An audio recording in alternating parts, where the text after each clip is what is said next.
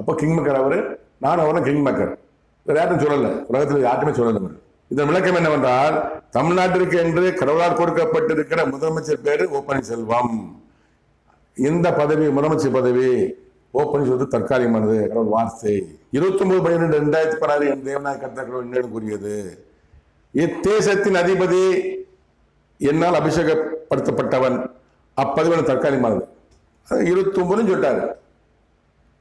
தமிழ்நாட்டின் முதலமைச்சர் அபிஷேகப்படுத்தப்பட்டது கடவுளால் தான்.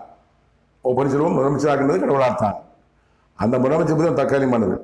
29/12 சொல்றாரு. 6/2/2016 ரிசைன் பண்றாரு. ஸோ கடவுள் திருக்கதர்சனம் நிறைவேறியது. 6/12/2016 அவர் முதலமைச்சராக கடவுள் ஆக்குகிறார் என்று சொல்லுகிறார். 6/2/2016 அவர் ரிசைன் பண்றாரு என்று சொல்லுகிறார். கடவுள் திருக்கதர்சனம். கிங் மேக்கர் யாரு?